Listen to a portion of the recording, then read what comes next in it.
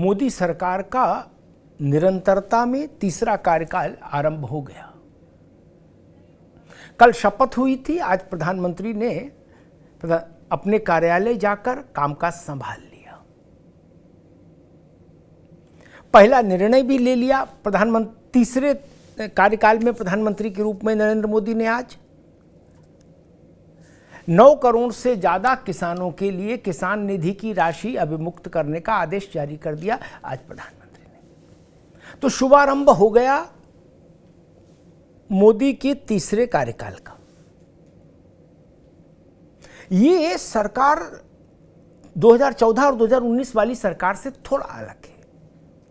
ये वैसे भी नहीं जैसे अटल बिहारी वाजपेयी की थी, उतनी भी गठबंधन पर आश्रित सरकार नहीं है, लेकिन हां पूरी तरह अपनी सरकार भी नहीं है। वाजपेयी जी की सरकार 182 की संख्या बल के साथ अस्तित्व में थी। 182 से 272 तक लगभग 90 सीटों का इंतजाम करना था उसको। गठबंधन के जरिए 90 सीटों की अल्पता थी और नरेंद्र मोदी की ये सरकार एक वाजपेयी जी की 182 पर थी, ये 240 इनके पास अपने हैं। तो इनको 32 सीटों की व्यवस्था करनी थी अपने साथी दलों के साथ। तो इस दोनों उस तुलना में देखिएगा तो ये सरकार उतनी गठबंधन पर निर्भरता नहीं रखती, लेकिन फिर भी गठबंधन है तो गठबंधन है। इस सरकार के सामने चुनौतियां क्या हैं?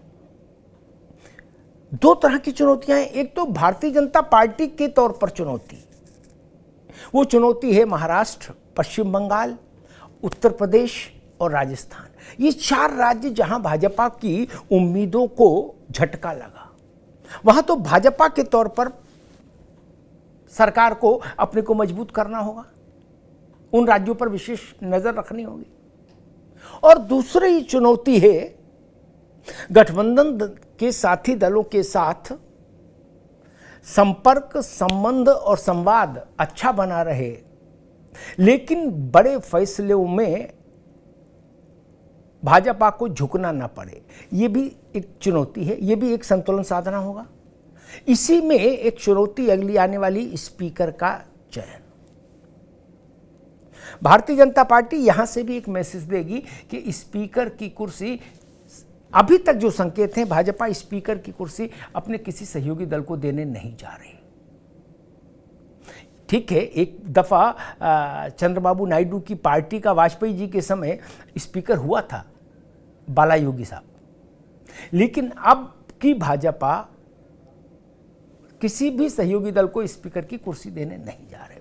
और इसके बाद एक चुनौती आती है भारतीय जनता पार्टी के वैचारिक मुद्दे, उन पर सरकार कैसे और कहां तक आगे बढ़ सकती है ताकि भाजपा का मान भी बना रहे और सहयोगी रूठें भी नहीं। इस तरह की तमाम चुनौतियां हैं और स्वाभाविक है इन्हीं चुनौतियों के बीच से नरेंद्र मोदी को रास्ता निकालना होगा। ये इस वर्ष के अंत में 3 राज्यों में चुनाव हैं, महाराष्ट्र, हरियाणा और झारखंड, और उसके बाद अगले वर्ष के आरंभ में चुनाव है दिल्ली में। तो ये चुनाव भी चुनौती हैं और इन सबसे बड़ी चुनौती उत्तर प्रदेश में पार्टी को फिर जीत के लिए कटिबद्ध करना और प्रतिबद्ध करना, क्योंकि उत्तर प्रदेश खुद में देश जैसा है और 2027 में वहाँ विधानसभा का चुनाव होना है। तो आज शाम को 5 बजे रही मेरे साथ, इसी पर चर्चा करूँगा। नई सरकार, नया मिजाज, कितनी चुनौतियाँ और कैसे सरकार का रथ आगे बढ़ेगा इन 5 सालों में। आज शाम 5 बजे। धन्यवाद।